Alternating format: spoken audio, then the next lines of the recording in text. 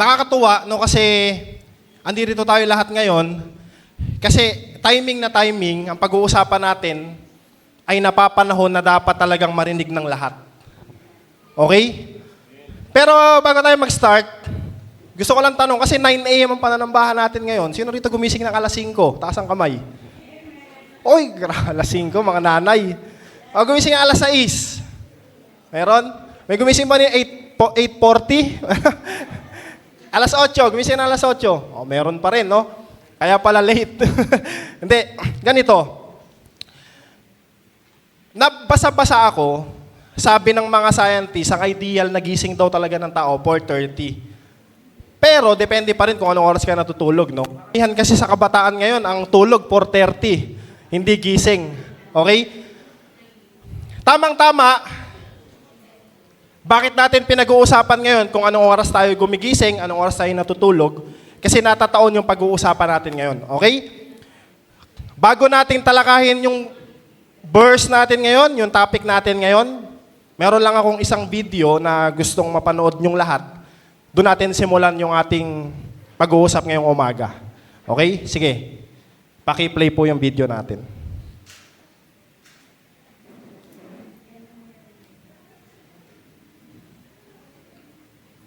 Living in the age of deception, an era where Satan is quietly but powerfully assembling his new world order.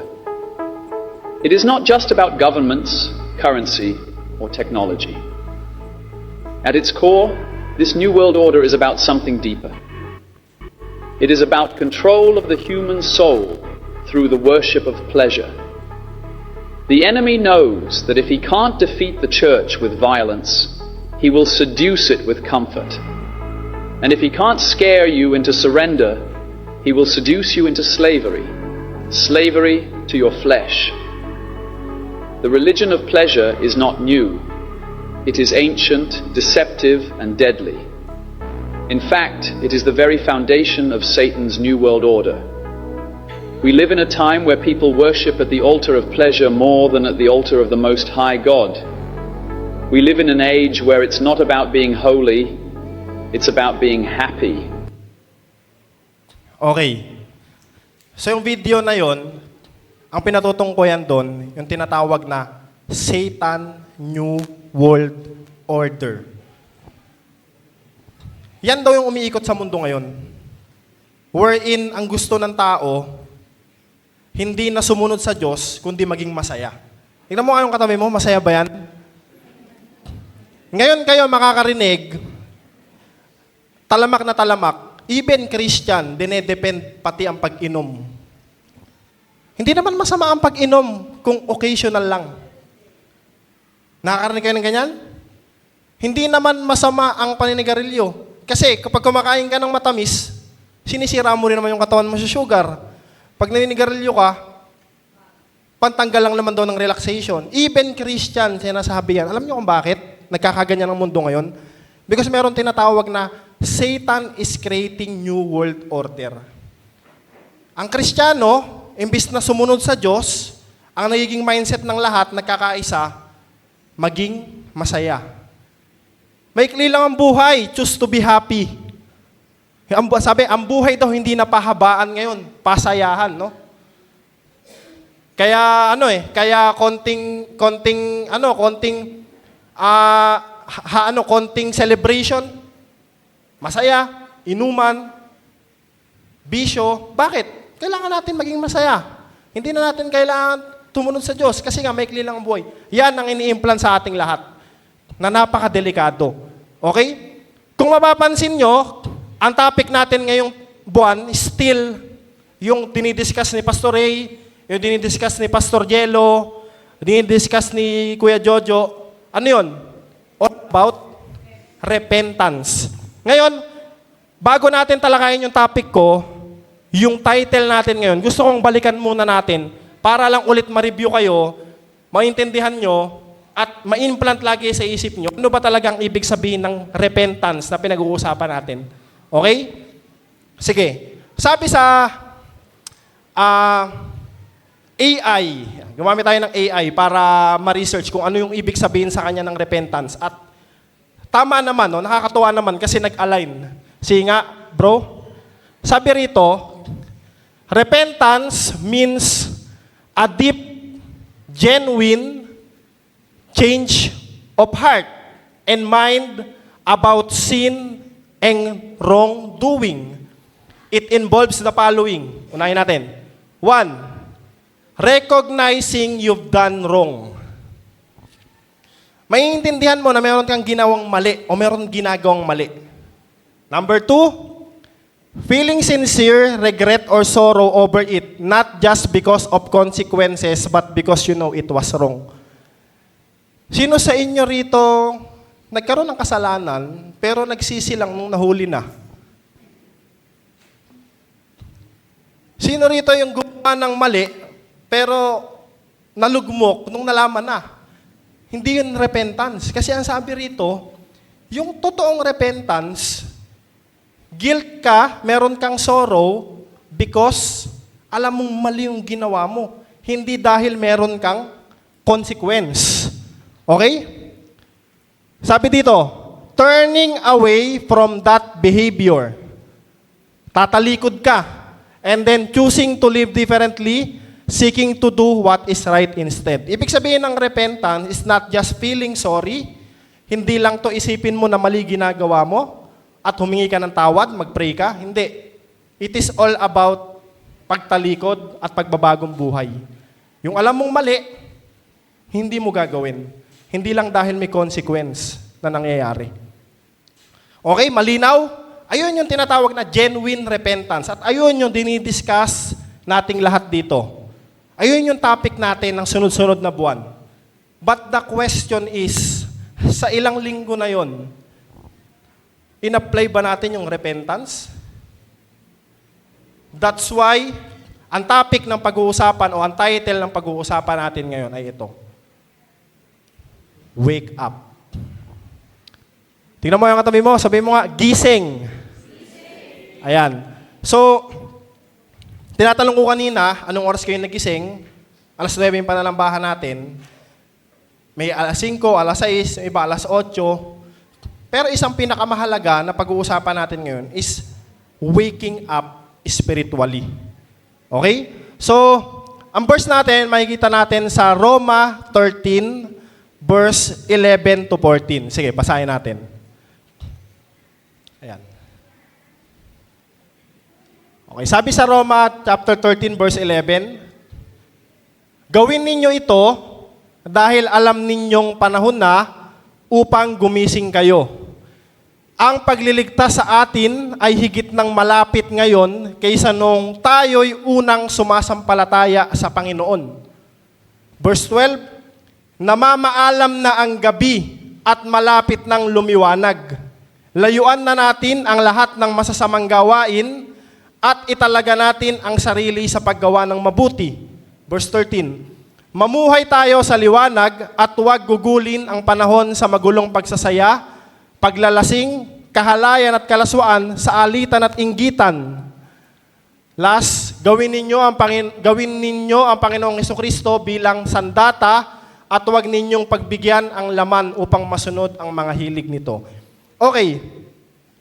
So itong verse na to, Roma 13 verse 11 to 14, pag-aaralan nyo yan,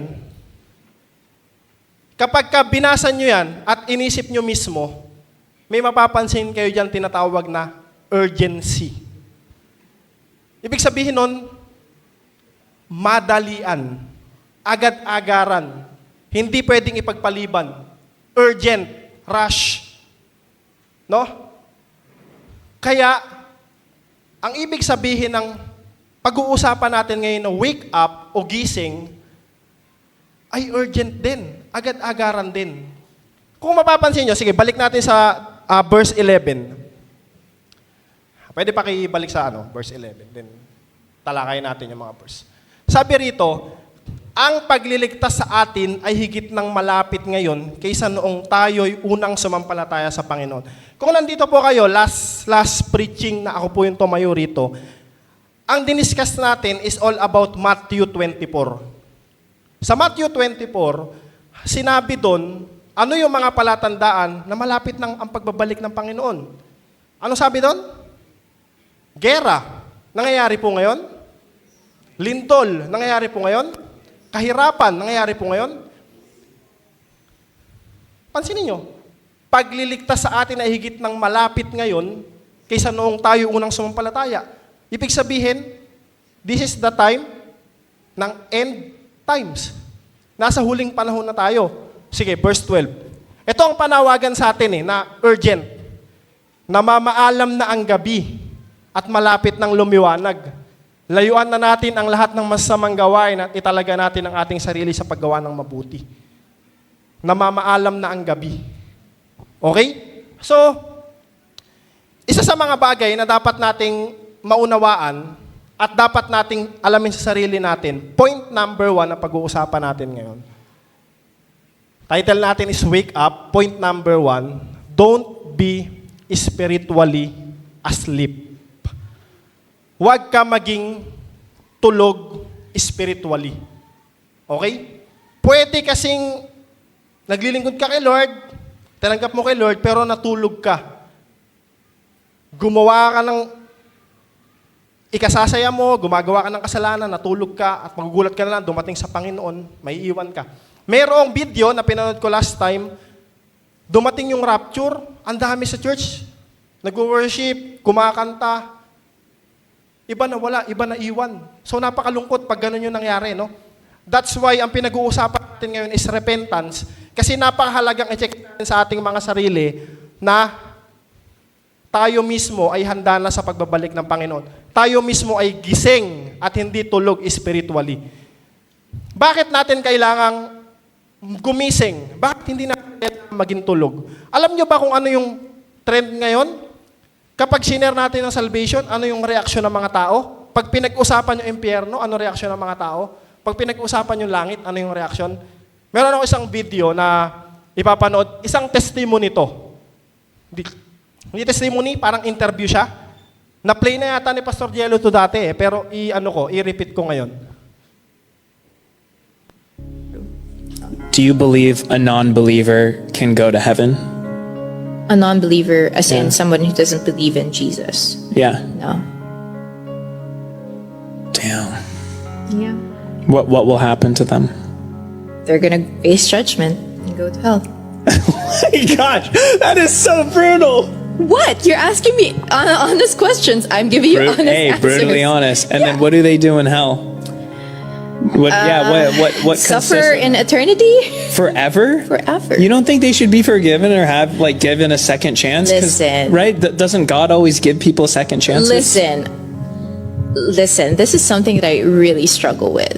This is honestly something that I really struggle with. Yeah. And I really honestly wish that there's a different answer to this. That, anybody can go to heaven. But I think what makes Christianity beautiful is that you don't have to work for heaven. Jesus already did that for you.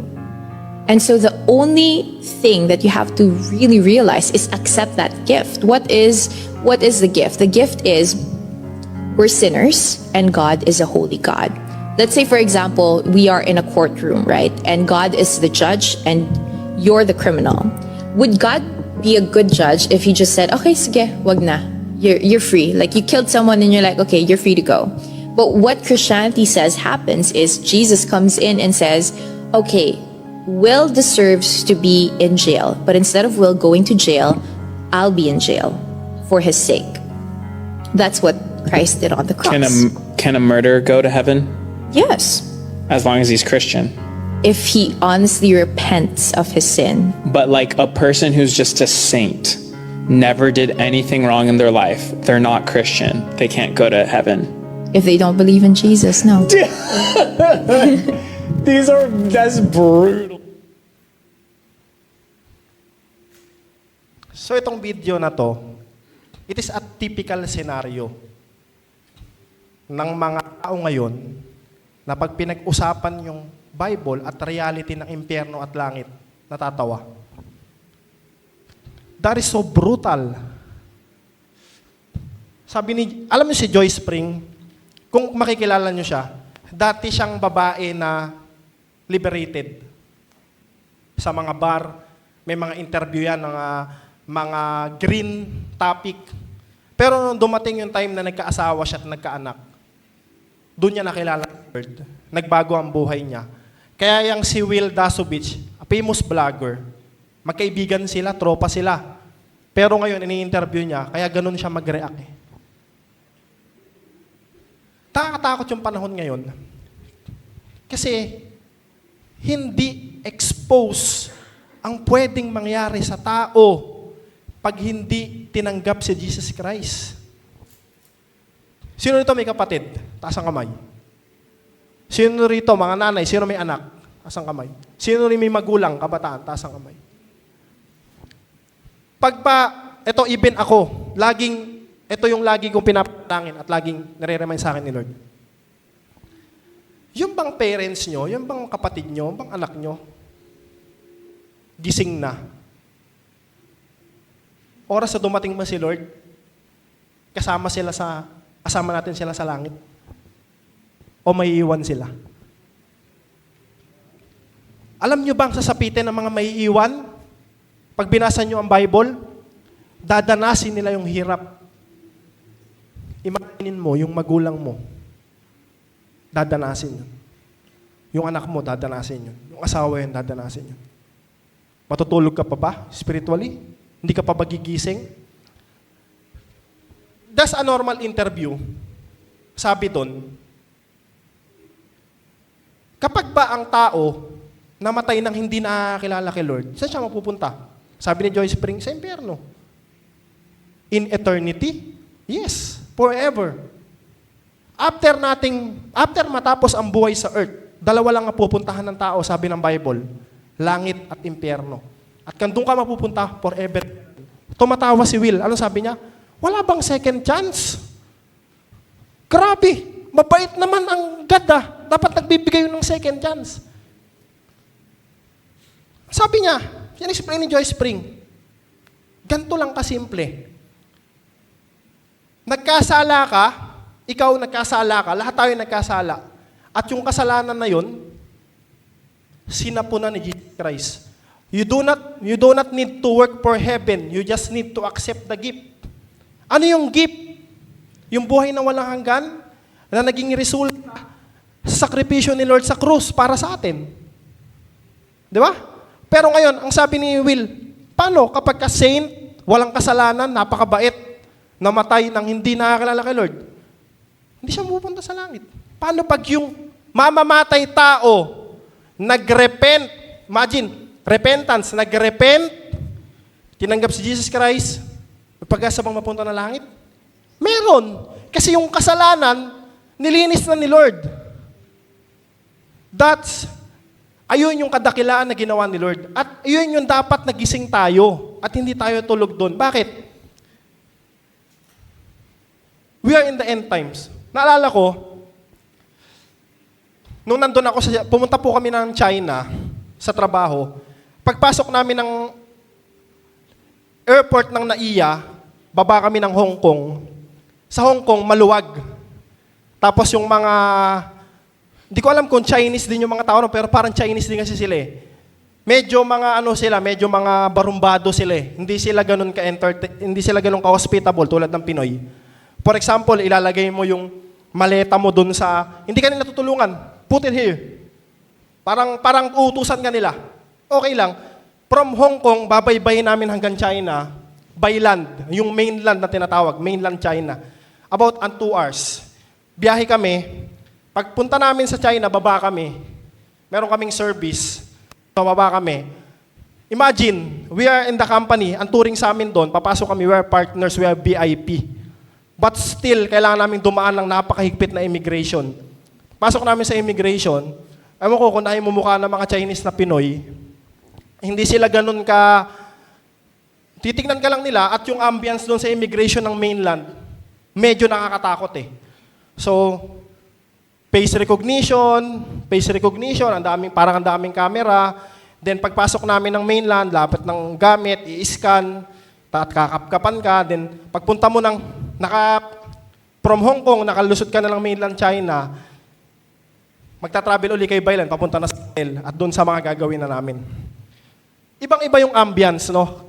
Ang laging bilin-bilin sa amin nung kasama namin Chinese, parang, wag mong iiwalay sa'yo yung passport mo at visa mo. Kaya every time nakakain kami, dinner, magsasakyan kami, papunta sa resto, dala-dala ko yung passport ko, dala-dala ko yung visa ko. Every time na may checkpoint, titignan yung bababa lahat ng bintana, tatanungin ng Chinese police, who is not Chinese here? Tapos kaming kamay, may I see your passport, may I see the visa. Chinese visa, no? Papakita namin. May time, yung kasama ko nakalimutan niya. Pinaiwan siya doon. Pinababa siya ng sasakyan, naiwan, may passport siya, wala siyang Chinese visa. Kailangan namin bumalik ng hotel para lang tubusin siya doon. Kailangan namin ipakita yung Chinese visa. Then, ang nangyari that time, 5 days kami doon, trabaho, konting pasyal, usap, present, talk, business meeting. Kinagabihan, kinabukasan, uuwi na kami. Natatakot ako matulog. Kasi baka maiwan ako. Baka pag hindi ako magising, paggising ko sa hotel, masarap ang tulog ko. Iniwan na ako sa China, baka hindi na ako makabalik ng Pinas. Kasi feeling ko, pag hindi namin kasama yung Chinese na parang tour guide namin, iba nila tratuhin kami. Kahit dapat VIP kami doon. Magdamag akong gising. Alam niyo ginagawa ko? Binabantayan ko yung sarili ko na hindi makatulog. Kasi sabi ko, sa biyahe na lang ako matutulog. Basta ang kailangan ko, magising ako. Pagpunta ko ng Hong Kong, relax na ako doon. Doon na lang ako matutulog sa aeroplano o sa sasakyan. Something like that.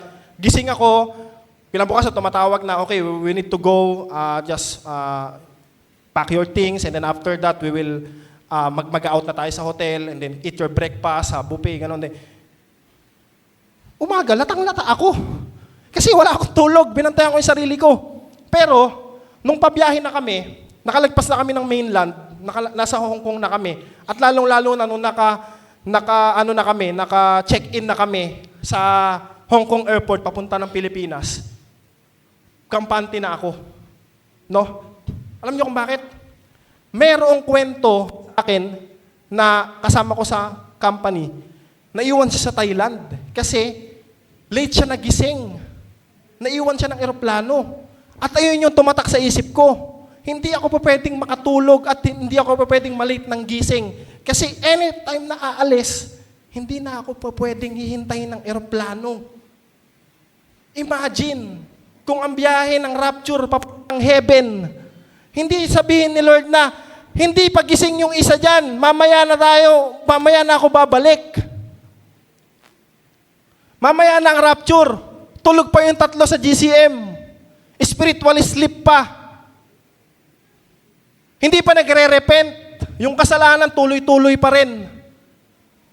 Imagine, pag in-apply natin sa buhay natin yon, ready ka dapat eh. Kasi ang sabi ng Bible, ang pagdating ni Lord parang magnanakaw. Walang nakakaalam. May sign, but still, hindi mo alam kung kailan yung exact. Don't be spiritually asleep. Sige, next point na, yung ano natin, yung many Christians are spiritually asleep, distracted, lukewarm, or compromising. It's time to wake up. Pag sinabi kasing spiritually asleep, it doesn't mean wala kang ginagawa. It doesn't mean tahimik ka lang, tulog ka talaga. Hindi. Kahit nasa church ka, nagmi-ministry ka, pwede kang makategorize as spiritually asleep. Bakit? Distracted ka. Lukewarm ka. Hindi ka nagbabasa ng Bible, hindi ka nananalangin, pero nandito ka. Sleep ka. Tulog ka spiritually. At yun yung dapat mong bantayan. Kaya sa end times, we need to check ang sarili natin kung tayo ba'y gising na. At kailangan na natin gumising kung tayo tulog pa. Okay?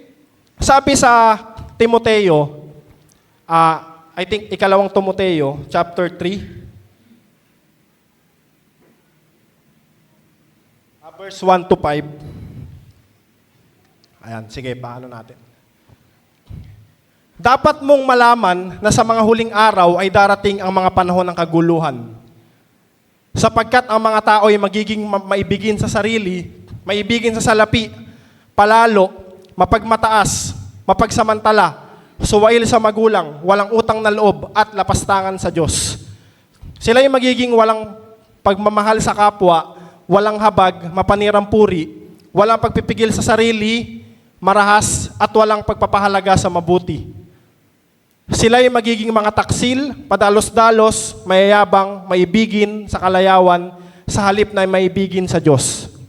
Sila ay may anyo ng pagiging makadiyos, ngunit hindi naman nakikita ang kapangyarihan nito sa kanilang pamumuhay.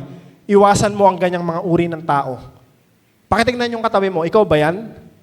Dapat hindi at malamang ako hindi. Sabi dyan, no, sila ay may anyo ng pagiging makadiyos. Siguro umate sa church to. O pwedeng nagmi-ministry. Pwedeng sumasama sa visitation. Nagda-drums. Gitara. Ngunit hindi naman nakikita ang kapangyarihan nito sa kanilang pamumuhay. Still, repentance. Pagbabagong buhay. Wake up. Point number 1, don't be spiritually asleep. Point number 2, there's a battle to fight. Okay, meron laban na lalabanan tayo, no? Kaya tayo nandirito, no? So, sino rito may kakilalang sundalo? Taas ang kamay. O nakapanood na kayo ng paano lumaban ng sundalo? Gera, no? Minsan YouTube kayo, no? Panoorin nyo paano mag-ready yung army ng Israel, army ng US, para lang nakikita nyo yung laban na nangyayari ngayon, Ukraine versus Russia, para aware kayo, no? Pero isa sa pinakamahirap, pagkalalaban ka, there's a battle to fight, yung preparation, lalo na ng mga military natin. Tingnan nyo, meron isang video, paano dapat matulog ang mga sundalo. Sige. Panoorin natin. This is the toughest military test you'll ever see. While the soldiers are asleep, their commander tries to steal their weapons. If he succeeds, the soldiers face serious punishment. This test is required to teach them to become one with their rifles. The next guy fails the test, so the whole squad will be punished once they wake up. Do you think this is fair? So, ang train ng sundalo, matutulog ka na hawak mo yung baril mo. Kahit tulog ka, pag kukuhanin yung baril mo sa'yo, dapat hindi makuha. Kasi imagine, nasa gitna ka ng laban. Siyempre, ang sundalo, kung ang laban isang linggo tumatagal, hindi naman robot yan, kailangan matulog niyan.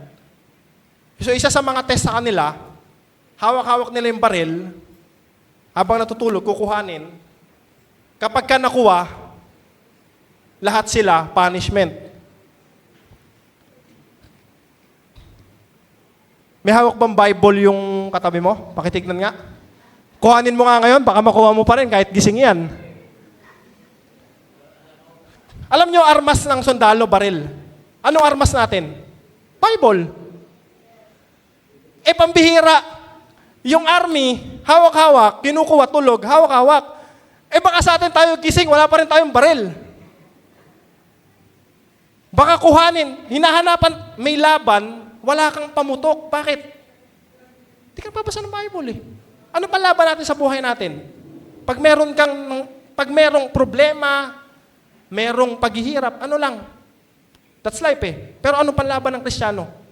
Pangako ng Diyos. Word of God. Doon lang yung sandigan mo eh. Wala nang iba. Pag sumandigan ka sa tao, ang tao bibigay din yan. Bibigay ka din. Pag sumandigan ka sa Diyos, makapangyarihan yan. Doon ka makakasurvive. Bakit? Hindi ka pababayaan ang pangako ng Diyos eh. At totoo ang pangako ng Diyos. Amen? Diyan sa laban na yan, doon sa video na yon, isa lang sa pagpapakita na there's a battle to fight. Even military na lalaban, naghahanda. Merong matinding training. So tayo bilang Christian, dapat naghahanda ka rin. Sabi sa verse 12, di ba? Namamaalam na ang gabi. Malapit ng lumiwanag. So ibig sabihin, urgent na. Merong laban na nangyayari ngayon. Alam nyo ba, Meron akong isang preaching na napakinggan. End times, yung mga Christian, dapat daw laging handa spiritually. Pero si Satan, double time din yan. Pabagsakin yung mga Christian. Yung mga Christian, bibigyan ng problema.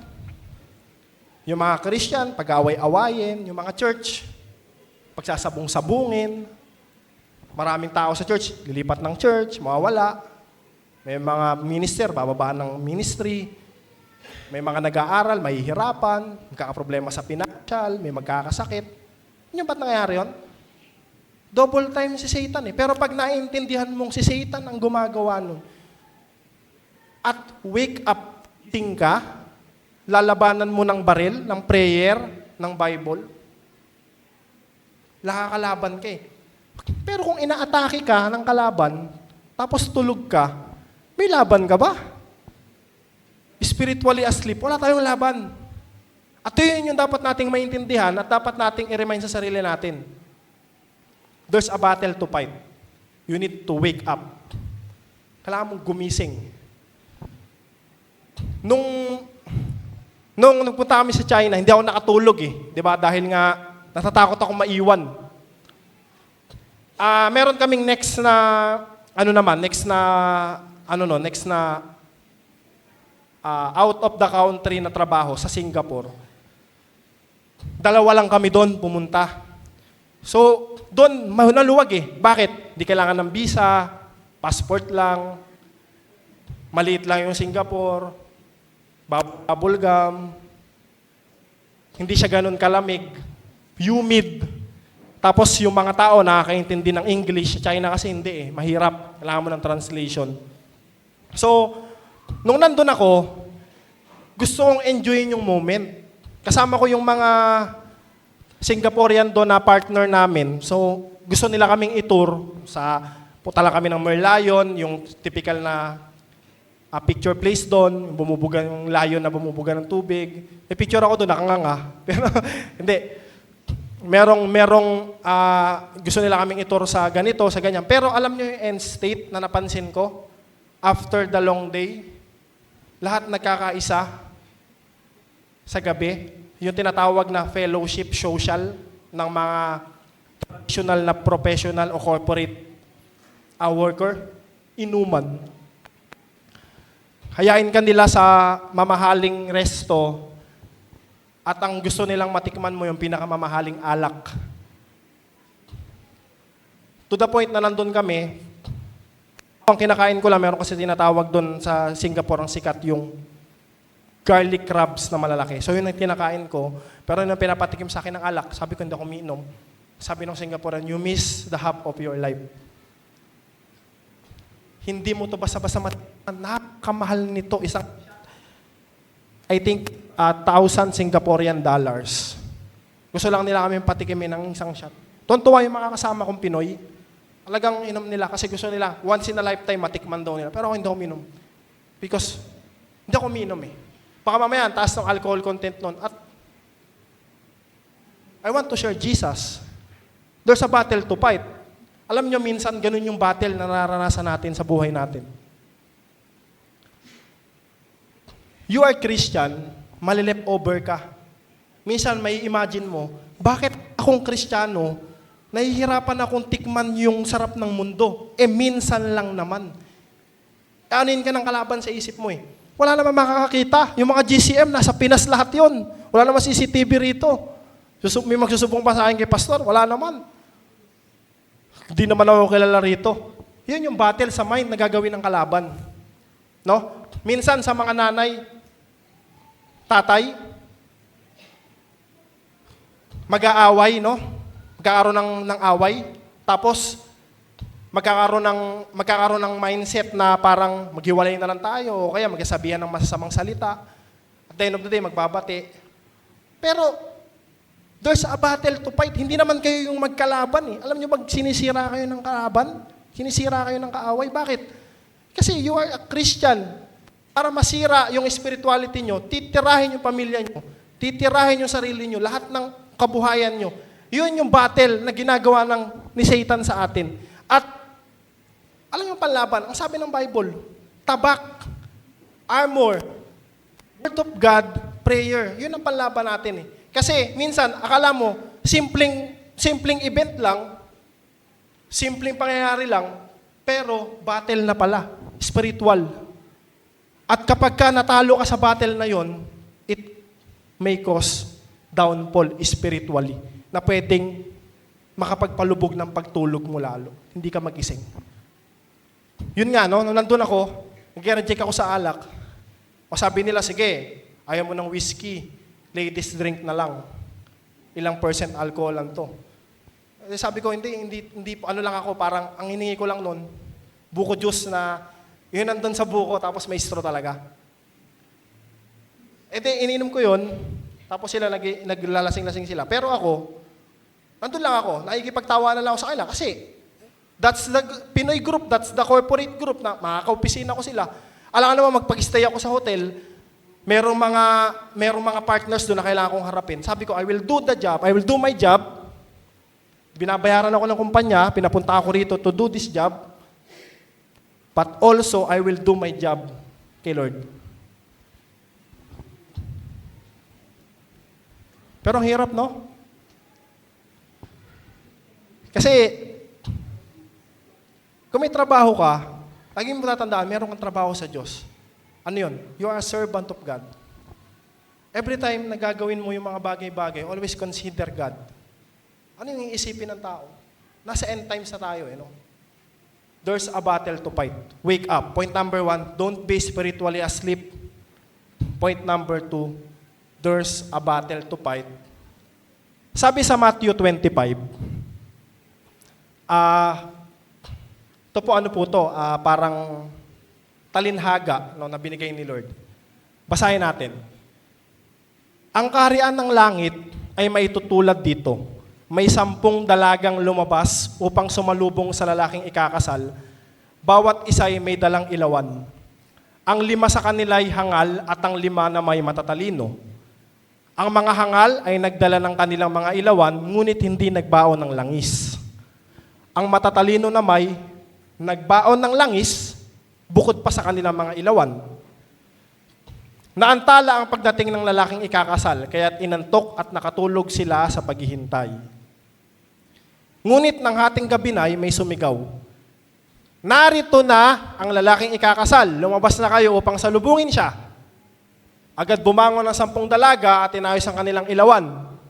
Sinabi ng mga hangal sa matatalino, bigyan niyo naman kami ng langis, ng kaunting langis, aandap-andap na yung mga ilawan ng aming ilawan. Sabi rito, baka hindi ito magkasya sa ating lahat. Mabuti pa'y pumunta muna kayo sa tindahan at bumili ng para sa inyo. Siguro, ang pagkakasabi dyan, dala namin to eh. Bili na lang kayo kasi hindi kayo nagbaon eh. Yung 5 naman, punta sa tindahan para bumili ng langis. Kaya't lumakad ang 5 dalagang iyon upang bumili ng langis. Habang wala sila, dumating ang lalaking ikakasal. Ang 5 ay nakahanda ay kasama niyang pumasok sa kasalan at isinara ang pinto. Pagkatapos, dumating naman ang iba pang dalaga, Panginoon, Panginoon, papasukin po ninyo kami, pakiusap nila. Ngunit tumugon siya, sino ba kayo? Hindi ko kayo nakikilala. Itong talinhaga na to, it's not just about sa lalaking ikakasal. Ito ay tungkol sa readiness natin sa pagpasok sa kaharian ng langit. Kung mapapansin nyo, meron ditong 10 dalaga, 5 matalino, 5 hangal. Yung 5, nagbaon ng ilawan, may langis pa para ready sila kung maubusan. Yung mga hangal, ilawan lang, walang langis. Yung pagdating, hindi nila alam kung kailan eksaktong darating, yung ilaw nila po pwedeng mapundi na o pwedeng humina na. Pero kung meron kang langis na magpo-fuel doon, kahit gano'n siya katagal, hindi ka mangangamba. Pero yung mga hangal, yung ilaw nila, unti-unti nang humihina. Wala silang fuel. Ngayon, para makakuha sila ng fuel, umalis sila.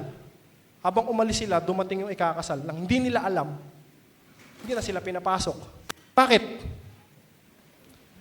Yan yung pagdating ng Panginoon. That's exactly what will happen.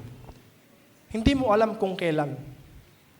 At ang tanong, mamaya, hintay tayo ng hintay lahat dito. Ilan tayo ngayon? O siguro mga nasa 70 tayo ngayon. Nagpe-pray tayo, Lord, we are waiting for your coming sa rapture. Tapos pagdating niya, yung iba rito nasa tindahan. Yung iba rito, wala. Kinuha na. Sabi rito, kumakatok siya. Panginoon, papasukin po ninyo kami. Hindi ko kayo nakikilala. Bakit? There's no second chance after this life. During your time on earth, you need to wake up. Kailangan mo maging seryoso sa Diyos. Bakit? Kasi end times is not near. Ngayon na, nangyayari na. Yung sign. Kaya nasa end times na tayo. No? Yung pagdating ng Panginoon, hindi natin malalaman kung exactly kailan, but kailangan nating bantayan yung sign. Bantayan yung nangyayari sa Israel. Kasi siya yung time frame ng Christian eh. At pag inaral mo, masasabi mo na malapit na. Okay? Point number 3. Understand the times. Ito nga yung sinasabi ko, no? Alalahanin natin o intindihin natin yung time o yung oras. Sige, yung last video natin, pwede po paki-play. Signs all around us. Floods, earthquakes, fire, and chaos. It's not just climate, it's prophecy unfolding. The earth groans with sorrow. The Bible said this would come. There will be great earthquakes, and in various places, famines and pestilences, fearful sights. Luke 21:11. These aren't coincidences, these are warnings. The Bible calls them birth pains, signs before the end. Matthew 24:7-8. We are not just watching the news, we are watching prophecy fulfilled. The earth is sending a message, turn back to God. The Bible doesn't leave us in fear. It calls us to prepare, to repent, to watch, and to hope. The signs are clear, the time is short. Let us live ready, because the King is coming. Hindi tayo tinatakot ng Bible. Tama yung sinasabi dyan eh. Yung pinag-uusapan natin ngayon, yung sinasabi ng mga preacher dito, hindi para manakot. No? For us to prepare. At ayusin yung sarili natin during this time. Kasi, sabi nga sa ikalawang Timoteo kanina, di ba? Ang tao magpapakasama ng magpapakasama. Krimen, ibig sabihin nun, syempre yung krimen, tatalamak ng tatalamak. Paghihirap, lalala ng lalala. Problema, lalala ng lalala. Because kapag in-understand natin yung time, ayun na yung nangyayari ngayon. Kaya nga sabi rito, ito yung panawagan ngayon to prepare, to repent, and to watch. Okay? So, merong isang sundalo, pinadala siya sa Basilan. Yung Basilan, kung di kayo pamilyar, yung Basilan, yun yung lugar ng mga MILF at ng mga NPA. Doon ang pinakamatinding laban. Yung nung panahon ni Duterte, kapag meron siyang pulis na kinakastigo, ang lagi niya sinasabi, papadala kita sa Basilan. Kasi yun yung nakakatakot na lugar na pwede ka nang mamatay talaga sa laban. Kasi sobrang daming terorista doon. Merong isang sundalo, galing siya ng Basilan, lumaban siya doon for 2 years, nakaligtas siya. Lumaban siya ng patas, focus siya, seryoso siya sa laban. Then after, pinulat siya sa Basilan, sabi niya, salamat, makakahinga na ako ng maluwag, buhay ako. Pinunta siya ng Tarlac. Sa Tarlac, meron din terorista, pero hindi kasing talamak tulad sa Basilan. Then found out, sa Tarlac siya namatay. Doon siya nabaril. Alam niyo kung bakit? Kasi, nung nasa Basilan siya, kinikwento ng mga kasama, this is a testimony from isang Kristiyanong sundalo, no? Sabi niya, yung kasama niya na yun, nung nasa Basilan, sobrang focus, sobrang disiplinado, sobrang seryoso. Pero nung pumunta siya sa Tarlac, na ina-assume niya na hindi ganong delikado rito kumpara doon, nagbago rin yung preparedness, hindi na siya ganon kaseryoso, hindi siya ganon ka-ready. Found out, doon siya namatay. Sa hindi mas critical na area. Sometimes, pag nirelate natin yun sa buhay ng Kristiyano, minsan kasi, after the problem, pray ka, Lord, pagalingin mo ako, after mong gumaling, chill ka. Hindi ka babasa ng Bible, hindi ka magpe-pray. Hindi mo ayusin yung spirituality mo. Pag nagka-problema ka, balik ka na naman.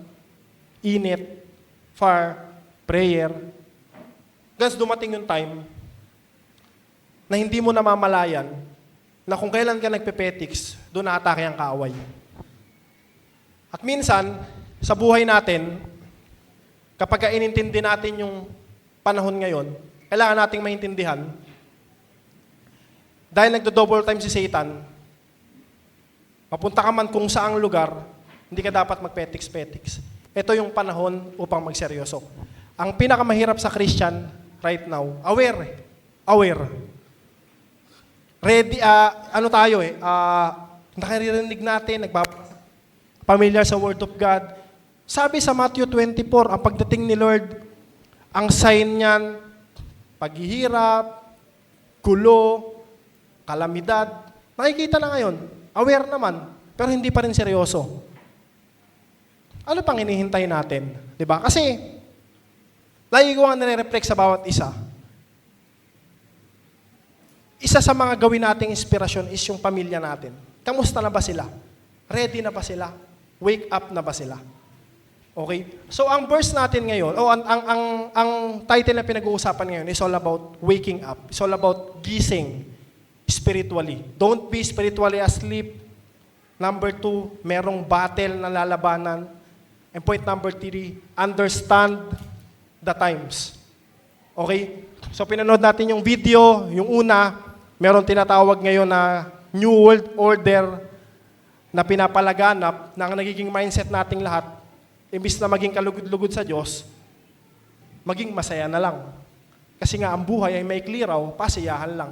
To the point na yung kalooban ng Diyos, hindi na natin kinoconsider. Point number 2, yung preparation na kailangan natin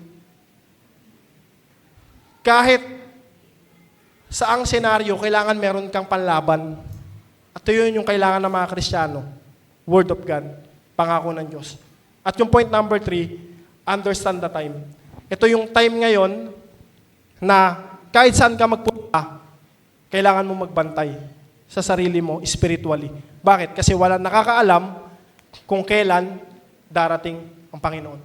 Ngayon, ito ang gusto kong iwanan bago tayo tumayo lahat ngayon. Ang pinag-uusapan natin is all about repentance. It's all about salvation.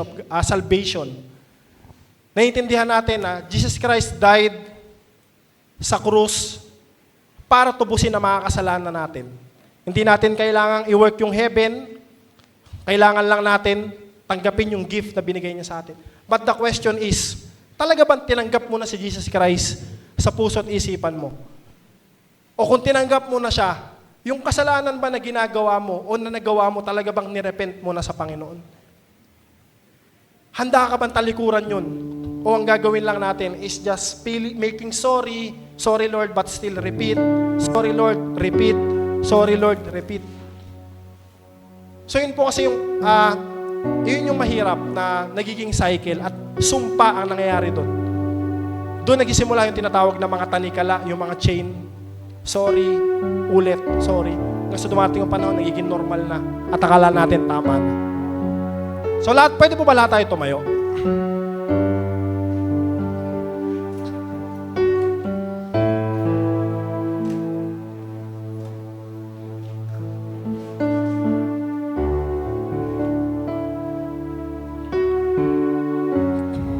So sabi sa main verse natin ngayon, yung verse 13, sige bro, pwede paki-flash yung verse 13.